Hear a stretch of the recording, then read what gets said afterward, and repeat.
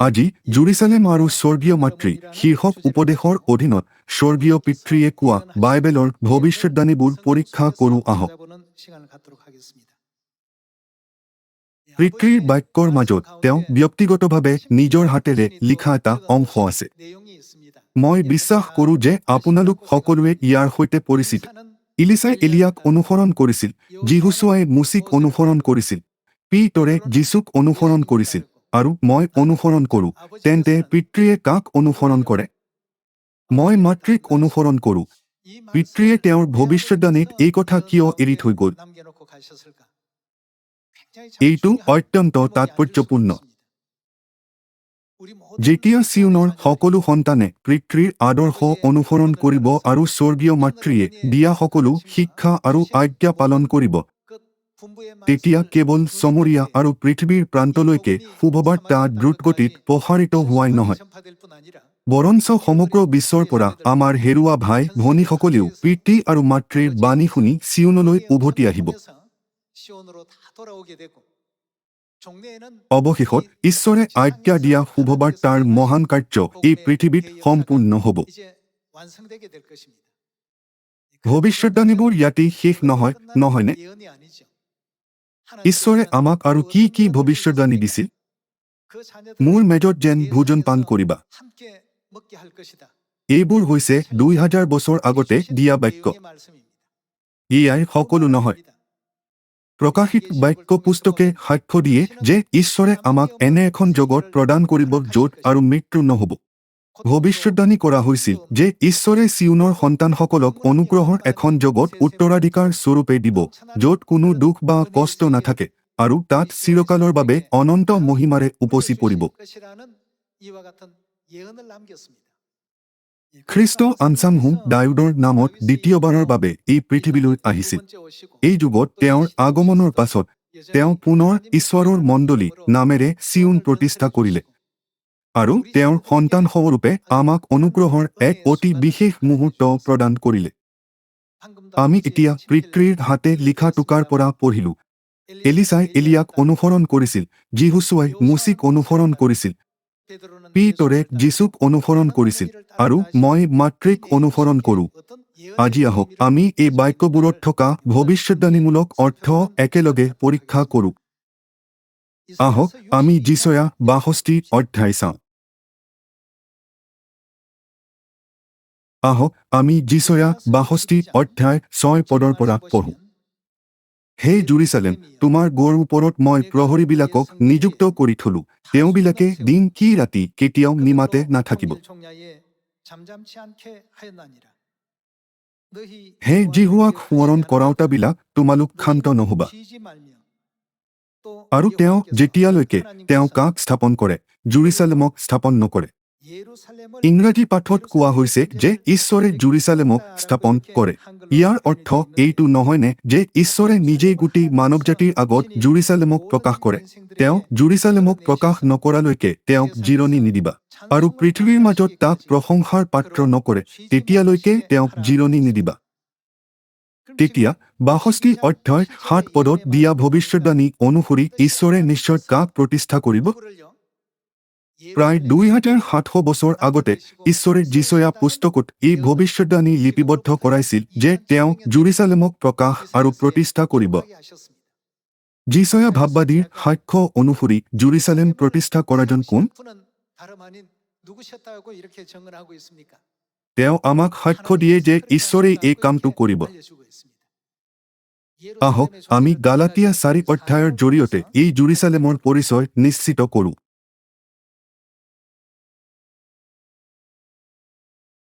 গালাতিয়া অধ্যায় 4 পদ 26।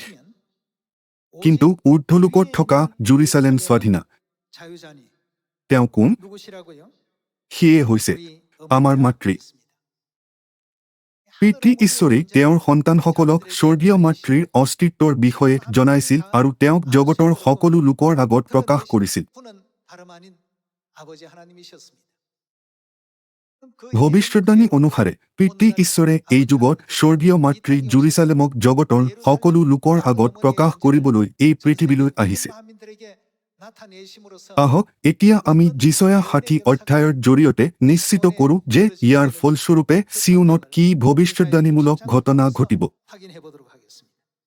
যিছয়া 60 অধ্যায়ত জেৰুজালেমে পাবলগীয়া ভৱিষ্যতৰ মহিমাৰ বিষয়ে বৰ্ণনা কৰা হৈছে। যিছয়া অধ্যায় 60 পদ 1। তুমি উঠা, দীপ্তি দিয়া, কিয়নো তোমাৰ পোহৰ আহিছে, আৰু জিহুৱাৰ গৌৰৱ তোমাৰ ওপৰত উদয় হৈছে। কাৰণ চোৱা, আন্ধাৰে পৃথিৱীক আৰু ঘৰ অন্ধকাৰে লোকসমূহক ঢাকিব। ইয়াত কোৱা হৈছে যে ঘৰ অন্ধকাৰে সকলো লোকসমূহক পৃথিৱীৰ প্ৰতিজন বাসিন্দাক ঢাকিব। আন্ধাৰে পৃথিৱীক আৰু ঘৰ অন্ধকাৰে লোকসমূহক ঢাকিব। এই ভৱিষ্যৎবাণীৰ অৰ্থ হৈছে যে এনে এটা সময় আহিব যেতিয়া কোনো পোহৰ নাথাকিব। কিন্তু জিহুৱা তোমাৰ ওপৰত উদয় হ'ব, আৰু তোমাৰ ওপৰত তেওঁৰ গৌৰৱ প্ৰকাশিত হ'ব। পদ 3। আৰু জাতিবিলাক তোমাৰ পোহৰৰ ওচৰলৈ আৰু ৰজাবিলাক তোমাৰ উদয় হোৱা দীপ্তিৰ গুৰিলৈ আহিব। যদি বাইবেল আৰু ভাৱবাদীসকলে এইটোৱেই ভৱিষ্যদ্বাণী কৰিছিল, তেন্তে জেৰুজালেমৰ গৌৰৱময় পোহৰ সমগ্ৰ বিশ্বতে যিমানেই বিয়পি পৰিব, আমাৰ হেৰুৱা ভাই ভনীসকলেও সিমানেই সোনকালে চিউনলৈ উভতি আহিব। আমি আমেৰিকা, পেৰি বা আফ্ৰিকাত শুভবাৰ্তা প্ৰচাৰ কৰাৰ সময়তেই হওক, ঈশ্বৰে আমাৰ বাবে সদায় স্বৰ্গীয় মাতৃ জেৰুজালেমৰ সত্যৰ পোহৰ উজ্জ্বল কৰাৰ পথ মুকলি কৰি দিছিল, যাৰ জৰিয়তে সমগ্ৰ বিশ্বৰ বিভিন্ন ভাষা আৰু সংস্কৃতিৰ লোকসকল সকলোৱে চিউনলৈ উভতি আহিছে। ঠিক বাইবেলে ভৱিষ্যদ্বাণী কৰা ধৰণেই হৈছিল। যিহেতু ভৱিষ্যদ্বাণীৰ অকণমানো বিফল হ'ব নোৱাৰে, গতিকে আমি সকলোৱে নিশ্চিত হ'ব লাগিব যে ই নিশ্চয়কৈ পূৰ্ণ হ'ব। পিতৃ ঈশ্বৰে আমাৰ বাবে কিয় এই বাক্য থৈ গ'ল, মই মাতৃক অনুসৰণ কৰোঁ?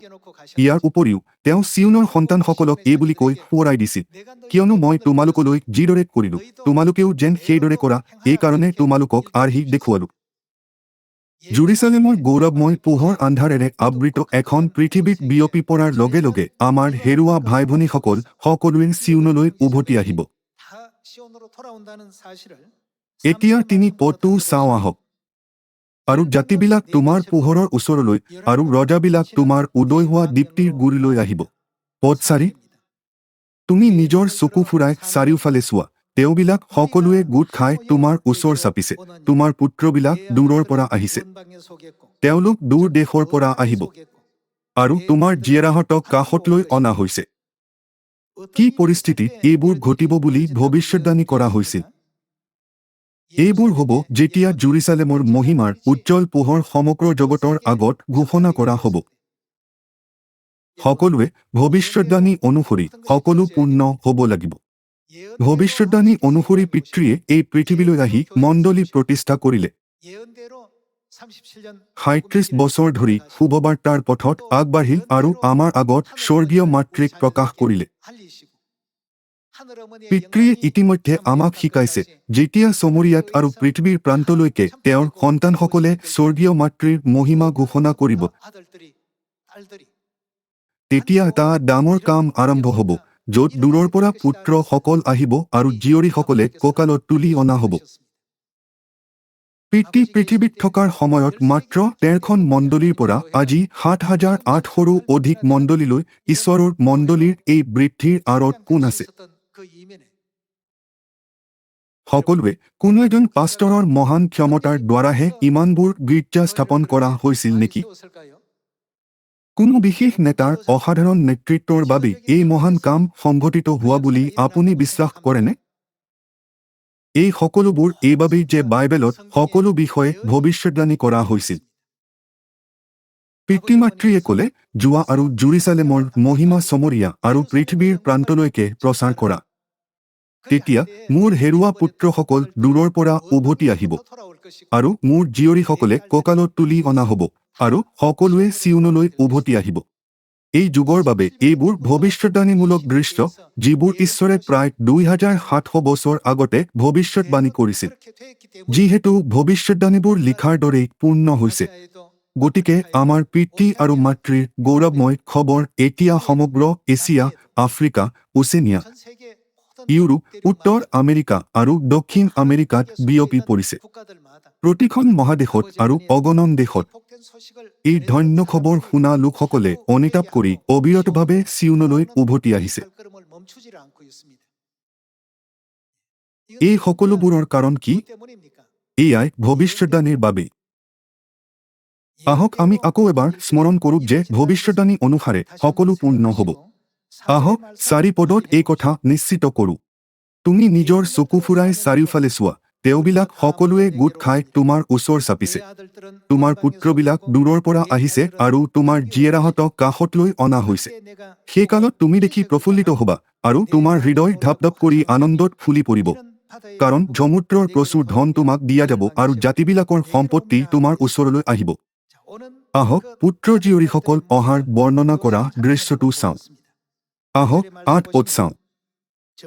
মুঘৰ নিচিনাকৈ আৰু নিজৰ বাঁহৰ সুমুওৱা বাটলৈ অহা কপৌৰ নিচিনাকৈ উৰি অহা এওঁবিলাক কোন? দূৰৈৰ দেশৰ পৰা উৰি অহা এইসকল কোন? 11 পদ চাওঁ আহক।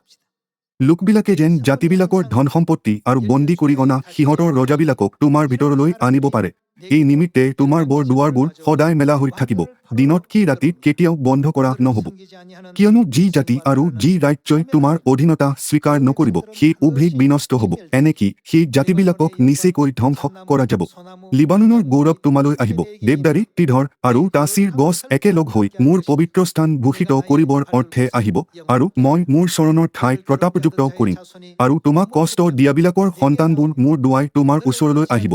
আৰু তোমাক হেদজ্ঞান কৰা সকলোৱে তোমাৰ ভৰিৰ তলত দীঘল দি পৰিব আৰু তোমাক জিহুৱাৰ পুৰি, ইস্ৰায়েলৰ পবিত্ৰ জনাৰ চিউন বুলি সম্বোধন কৰিব। যিছয়া 60 অধ্যায়ত জেৰুজালেমৰ বিষয়ে ঈশ্বৰৰ ইচ্ছা বহুতো ৰূপক প্ৰকাশৰ দ্বাৰা ব্যাখ্যা কৰা হৈছে যাতে মানুহে ভৱিষ্যদ্বাণীটো সহজে বুজিব পাৰে। 20 পদ চাওঁ আহক।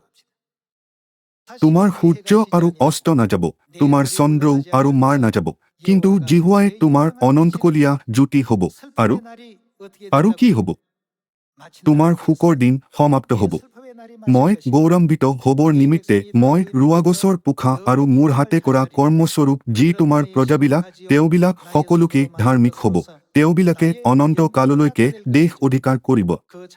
যি সৰু, সি কি হ'ব? সি হাজাৰ হৈ উঠিব। আৰু যি ক্ষুদ্ৰ জাতিটোৰ কি হ'ব? সি বলৱান জাতি হৈ উঠিব। মই জিহুৱাই উচিত সময়ত ইয়াক সামফল কৰিবলৈ বেগী হ'ম। যেতিয়া পিতৃ এই পৃথিৱীলৈ আহিছিল, তেতিয়া তেওঁ কিয় কোৱা নাছিল, সকলোৱে মোক অনুসৰণ কৰিব লাগিব? কিন্তু তাৰ পৰিৱৰ্তে তেওঁ স্বৰ্গাৰোহণ কৰাৰ আগতে আমাক মাতৃক অনুসৰণ কৰক বুলি কৈ এৰি থৈ গ'ল। কিন্তু ঊৰ্ধ্বলোকত থকা জেৰুজালেম স্বাধীনা, সিয়ে হৈছে আমাৰ মাতৃ। এই কথা গালাতিয়া 4 অধ্যায়ৰ 26 পদত লিখা আছে। যেতিয়া সমগ্ৰ চমৰীয়া আৰু পৃথিৱীৰ প্ৰান্তলৈকে মাতৃৰ অস্তিত্বৰ সাক্ষ্য আৰু ঘোষণা কৰা হয়, তেন্তে সকলো মানৱজাতিক কি দিয়া হ'ব? ঈশ্বৰে প্ৰতিজ্ঞা কৰা অনন্ত জীৱন দিয়া হ'ব।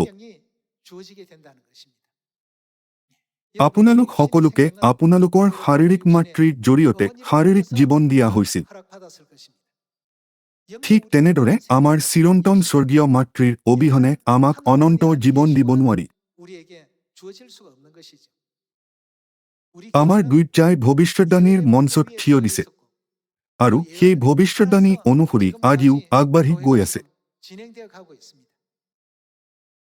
বাকী থকা ভৱিষ্যদ্বাণীবোৰৰ প্ৰকাশ অব্যাহত থকাৰ লগে লগে যেতিয়া সমগ্ৰ চমৰীয়া আৰু পৃথিৱীৰ শেষলৈকে জেৰুজালেম, আমাৰ স্বৰ্গীয় মাতৃৰ এই শুভবাৰ্তা প্ৰচাৰ কৰা হ'ব, তেতিয়া আমাৰ সকলো হেৰুৱা ভাই ভনীয়ে ইজনৰ পিছত সিজনকৈ সত্যলৈ উভতি আহিব। ঈশ্বৰে মুঠেৰ শুভবাৰ্তাত আমাৰ বাবে এনে এটা ভৱিষ্যদ্বাণী এৰি থৈ গৈছে। কিমানবাৰ মই তোমালোকৰ সন্তানসকলক একল কৰিবলৈ যত্ন কৰিলো, কুকুৰাই যেনেকৈ নিজৰ পোৱালীবোৰক ডেউকাৰ তলত চপাই লয়। পোৱালীবোৰে মাকৰ মাত শুনিলেহে প্ৰতিক্ৰিয়া প্ৰকাশ কৰে। যদিও পৃথিৱীত বহুত জীৱ-জন্তু আছে, তথাপিও ঈশ্বৰে বিশেষভাৱে আমাক এই দৃষ্টান্তটো এটা কুকুৰাৰ উদাহৰণৰ জৰিয়তে দিছে। মাইকী কুকুৰাই চপায়। আমি আমাৰ সকলো হেৰুৱা ভাই ভনীক তেতিয়াহে বিচাৰি গোটাব পাৰিম, যেতিয়া মাতৃ ঈশ্বৰৰ অস্তিত্ব প্ৰকাশ পাব। বাইবেলে কৈছে যে তেতিয়াহে সন্তানসকল চিউনলৈ উভতি যাব। সেয়েহে ৩৭ বছৰ ধৰি স্বৰ্গীয় পিতৃয়ে মূল ভেটি স্থাপন কৰি শুভবাৰ্তাৰ ভেটি স্থাপন কৰিলে। স্বৰ্গীয় মাতৃয়ে এতিয়া পৃথিৱীৰ প্ৰতিটো কোণৰ পৰা সকলো হেৰুৱা সন্তানক গোটাই আছে। সঁচাকৈয়ে পিতৃৰ সময়ৰ গীৰ্জাৰ তুলনাত আজিৰ গীৰ্জাই অতুলনীয় বৃদ্ধিৰ অভিজ্ঞতা লাভ কৰিছে। কিয়নো বিশ্বৰ প্ৰতিটো কোণৰ পৰা বিভিন্ন বৰ্ণ আৰু জাতিৰ লোকে সত্যৰ শুভবাৰ্তা শুনি আমাৰ স্বৰ্গীয় মাতৃ জেৰুজালেমৰ কোলাত আশ্ৰয় লৈছেহি। হে সকলো, আপোনালোকে ভাবেনে যে এই জাতিবোৰত আমি কৰা কামত ইমান নিপুণ হোৱাৰ বাবেই এই সকলোবোৰ ঘটিছে? দানিয়েলৰ পুস্তকত আমি দেখিবলৈ পাওঁ যে এসময়ত ৰজা নবুকদনেছৰৰ মনটো এই একেই চিন্তা আহিছিল। সেই সময়ত বাবুল আছিল বিশ্বৰ আটাইতকৈ মহান ৰাজ্য, যাক আজিৰ আমেৰিকা যুক্তৰাষ্ট্ৰৰ সৈতে তুলনা কৰিব পাৰি। তেওঁ বিশ্বাস কৰিছিল যে তেওঁ কেৱল নিজৰ সামৰ্থ্য, ক্ষমতা, প্ৰজ্ঞা আৰু নেতৃত্বৰ জৰিয়তে বিশ্বৰ আটাইতকৈ শক্তিশালী জাতিটো গঢ়ি তুলিছে। সেই মুহূৰ্তত ঈশ্বৰে ৰজা নবুকদনেছৰৰ পৰা মানুহৰ মন কাঢ়ি লৈ গ'ল। সাংসাৰিক দৃষ্টিৰে চালে এইটো সঁচা যে ৰজা নবুকদনেছৰে এই কাম সম্পন্ন কৰিছিল। কিন্তু এই সকলোবোৰ সম্ভৱ কৰি তোলাজন কোন আছিল? সেইজন ঈশ্বৰ আছিল। যি মুহূৰ্তত সেই চিন্তা তেওঁৰ মনত প্ৰৱেশ কৰিলে আৰু তেওঁ সেই কথাবোৰ উচ্চাৰণ কৰিলে, সেই মুহূৰ্ততে তেওঁৰ হাতত থকা সকলো কৰ্তৃত্ব, শক্তি আৰু পদবী নিমিষতে কাঢ়ি লোৱা হ'ল। ৭ বছৰ ধৰি তেওঁ স্বৰ্গৰ শিশুৰে তিতি জন্তুৰ দৰে পথাৰত বাস কৰিছিল। তেওঁ ৭ বছৰ এনে এক মানসিকতাৰে কটালে যিটো আৰু মানৱীয় নাছিল। যেতিয়া তেওঁ উপলব্ধি কৰিলে যে বিশ্বব্ৰহ্মাণ্ডৰ সকলো বস্তু ঈশ্বৰৰ দ্বাৰা সৃষ্টি আৰু পৰিচালিত, আৰু তেওঁৰ কৰ্তৃত্ব ঈশ্বৰৰ পৰা পোৱা এক উপহাৰ আছিল, আৰু যেতিয়া তেওঁ অৱশেষত বুজি পালে যে তেওঁ বেবুলন ৰাজ্য প্ৰতিষ্ঠা কৰা নাছিল, বৰঞ্চ ঈশ্বৰেহে যুগ আৰু ইতিহাসক পথ প্ৰদৰ্শন কৰে, তেতিয়াহে তেওঁৰ বিবেক বুদ্ধি ঘূৰি আহিল। তেওঁৰ ৰাজত্ব আৰু সিংহাসনো পুনৰুদ্ধাৰ কৰা হ'ল। এই কথা দানিয়েলৰ পুস্তকত লিপিবদ্ধ কৰা হৈছে। সকলোৱে আমি কৰা প্ৰতিটো কামতে পিতৃ মাতৃয়ে আমাৰ বাবে বাট মুকলি কৰিছে। হাজাৰ হাজাৰ বছৰৰ আগতে পিতৃ আৰু মাতৃয়ে আমাৰ বাবে যি কাম প্ৰস্তুত কৰিছিল, সেই কামেই আমি এতিয়া কৰি আছো। সেয়েহে এইটো কোনো কাৰণতে বিফল হ'বলগীয়া শুভবাৰ্তা নহয়। এয়াই সম্পন্ন হোৱাটো নিশ্চিত। এনে কিয়? বাইবেলৰ ভৱিষ্যদ্বাণীবোৰত এই শুভবাৰ্তাৰ কি হ'ব বুলি কোৱা হৈছে? ইয়াক এনে এক শুভবাৰ্তা হিচাপে ভৱিষ্যদ্বাণী কৰা হৈছে যিটো নিশ্চয়কৈ সম্পন্ন হ'ব। ঈশ্বৰে কৈছিল, চমৰীয়া আৰু পৃথিৱীৰ প্ৰান্তলৈকে শুভবাৰ্তা প্ৰচাৰ কৰা হ'ব, আৰু ইয়াৰ বিষয়ে জগতৰ সকলো লোকক জনোৱা হ'ব। গতিকে সেই ভৱিষ্যদ্বাণী অনুসৰি আজি চিউনৰ সন্তানসকলে ভৱিষ্যদ্বাণীৰ শিঙাৰ শব্দৰ লগত খোজ মিলাই আগবাঢ়িছে। সমগ্ৰ বিশ্বতে শুভবাৰ্তা প্ৰচাৰৰ কামত আমি সকলোৱে এক মন এক প্ৰাণ হোৱা নাইনে? আমাৰ মণ্ডলী ভৱিষ্যদ্বাণীৰ মঞ্চত থিয় দি আছে, আৰু সেই ভৱিষ্যদ্বাণী অনুসাৰেই শুভবাৰ্তাৰ কাৰ্য আগবাঢ়ি গৈছে। মই শুনিছো যে বিছানত সদস্যসকলে জাপানত ব্যাপকভাৱে শুভবাৰ্তা প্ৰচাৰ কৰি আছে, আৰু তেওঁলোকে বহুত গীৰ্জা স্থাপন কৰিছে। সঁচাকৈয়ে আচৰিত কথা যে যিখন দেশত অগণন বিভিন্ন দেৱতাক পূজা কৰা হয়, সেইখন দেশত মানুহে পিতৃ মাতৃৰ মাত শুনি চিউনলৈ উভতি আহিছে। কোৱা হয় যে জাপানত জনসংখ্যাৰ ১% খ্ৰীষ্টান। সেইটো অবিশ্বাস্যভাৱে কম সংখ্যা। সেই বাস্তৱতাৰ মাজত য'তেই আমাৰ শুভবাৰ্তা প্ৰচাৰ কৰা হয়, ঈশ্বৰে বাট মুকলি কৰি আছে। কিছুমান মানুহে দাবী কৰে জাপানত শুভবাৰ্তা প্ৰচাৰ কৰাটো অসম্ভৱ। ভৱিষ্যদ্বাণীও অসম্ভৱৰ পৰা মচি পেলাইছে। এই সকলোবোৰ কথা সঁচাকৈয়ে সম্ভৱ বুলি ঘোষণা কৰিছে। কাৰ বিষয়ে ঘোষণা কৰিলেই সকলো সম্ভৱ হৈ উঠে? বাইবেলে শিকাইছে যে যেতিয়া আমি জেৰুজালেমৰ পোহৰ পোহৰাই দিম, তেতিয়া সকলোৱে ঘূৰি আহিব। সেই ভৱিষ্যদ্বাণী অনুসৰি আমি সকলোৱে চমৰীয়াত আৰু পৃথিৱীৰ শেষলৈকে শুভবাৰ্তা প্ৰচাৰ কৰোঁ। যিছয়া 60 পদত ভৱিষ্যদ্বাণী কৰা হৈছে যেনেকৈ হৰিজন হাজাৰ হৈ পৰিছে আৰু হৰিজনক শক্তিশালী জাতিলৈ পৰিণত হৈছে।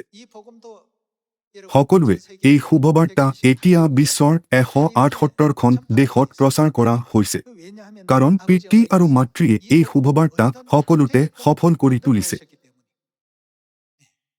ঈশ্বৰে আকাশ, পৃথিৱী আৰু ইয়াৰ ভিতৰৰ সকলো বস্তু সৃষ্টি কৰিলে। তেওঁ মাছবোৰক সাগৰত বাস কৰিবলৈ বনাইছিল আৰু পাহাৰত প্ৰতিটো প্ৰকাৰৰ গছ-গছনি ফুলি উঠিছিল। পথাৰবোৰৰ ক্ষেত্ৰত একেই কথা। ঈশ্বৰে প্ৰতিটো প্ৰকাৰৰ প্ৰাণীৰ বাসস্থানৰ বাবেও নিখুঁত পৰিস্থিতি সৃষ্টি কৰিছিল। তেওঁ কয়, মই আকাশৰ চৰাইবোৰক খুৱাই দিওঁ আৰু পথাৰৰ ঘাঁহ আৰু ফুলবোৰক কাপোৰ পিন্ধাওঁ। গতিকে চিন্তা নকৰিবা। যদি আমি গৈ ঈশ্বৰে সফল হ'বলৈ নিৰ্ধাৰণ কৰা ভৱিষ্যদ্বাণীৰ শুভবাৰ্তাৰ শিঙা বজাওঁ আৰু জেৰুজালেমৰ মহিমা প্ৰকাশ কৰোঁ, তেন্তে তেওঁলোক সকলোৱে আমাৰ ওচৰলৈ আহিব, তেওঁলোকক কঁকালত আৰু পিঠিত লৈ যোৱা হ'ব। ঈশ্বৰৰ মণ্ডলীয়ে হৈছে চিয়ন, ভৱিষ্যদ্বাণী কৰা মণ্ডলী, যলৈ তেওঁ সকলোকে ঘূৰাই আনিব। যেতিয়া এই পৃথিৱীত শুভবাৰ্তাৰ কাম শেষ হ'ব, তেতিয়া আমাৰ বিষয়ে আৰু কোনো ভৱিষ্যদ্বাণী নাইনে? নিশ্চয় আছে। ভৱিষ্যদ্বাণী কেৱল এই পৃথিৱীতে নাই। ভৱিষ্যদ্বাণীৰ সময়সীমা আনকি স্বৰ্গৰাজ্যতো চলি থাকিব।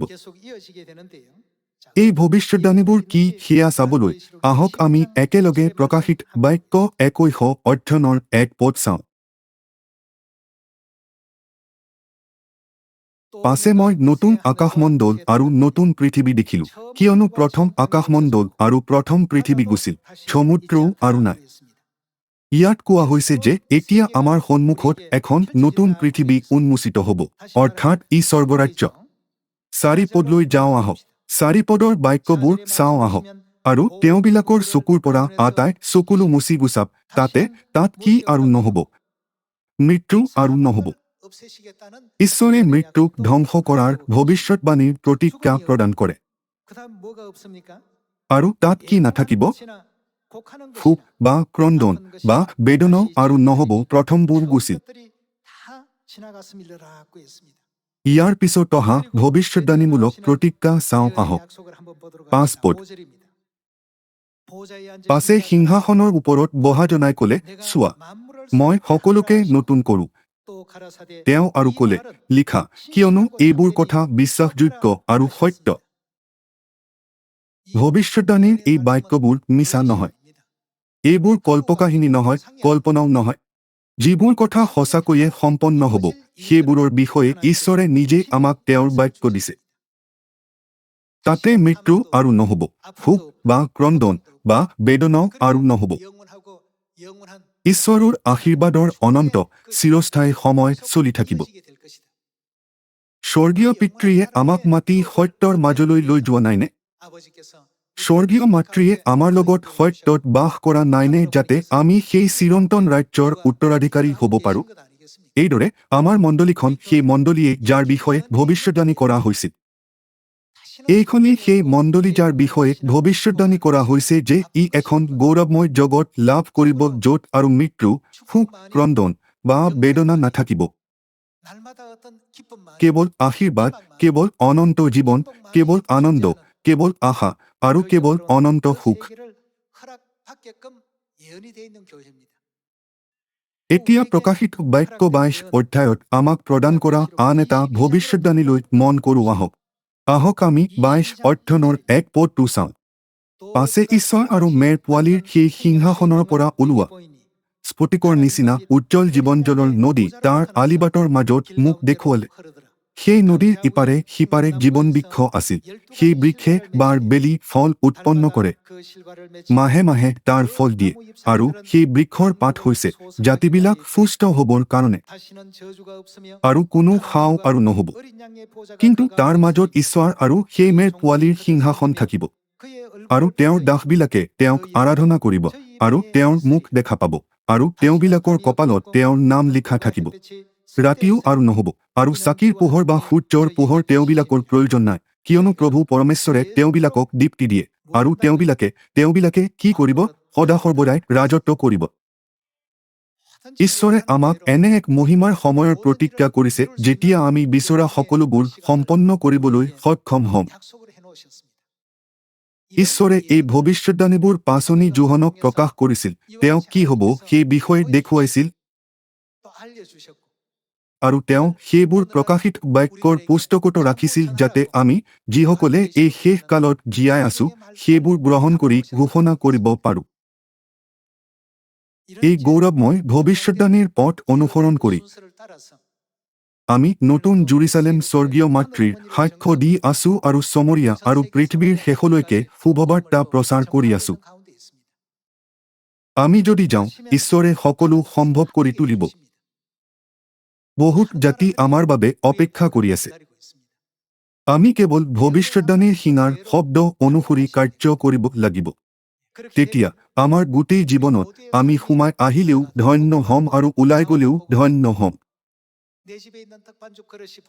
আপোনালোকৰ গৰ্ভফল ভূমিৰ ফল আৰু পশুধনৰ গৰ্ভফল আপোনালোকৰ পশু আৰু মেৰচাক পোৱালীবোৰৰ বৃদ্ধিত আশীৰ্বাদ পাব। ঈশ্বৰে আমাৰ সকলো কামতে আশীৰ্বাদ দিব বুলি প্ৰতিজ্ঞা কৰিছে। এইখনেই হৈছে ঈশ্বৰৰ মণ্ডলী যাৰ বিষয়ে ঈশ্বৰে ভৱিষ্যদ্বাণী কৰিছিল। পিতৃ আৰু মাতৃৰ মাত শুনি আমি ঈশ্বৰৰ মণ্ডলীত প্ৰৱেশ কৰিছো। পিতৃৰ মাত অনুসৰণ কৰি আহক আমি সকলোৱে স্বৰ্গৰাজ্যলৈ যাত্ৰা কৰোঁ যাতে এজনো ব্যক্তি পিছ পৰি নাথাকে যেতিয়ালৈকে আমি ভৱিষ্যদ্বাণীৰ পূৰ্ণতাত উপনীত নহওঁ। আহক আমি দানিয়েল ৭ অধ্যায়ৰ ১৭ পদলৈ যাওঁ।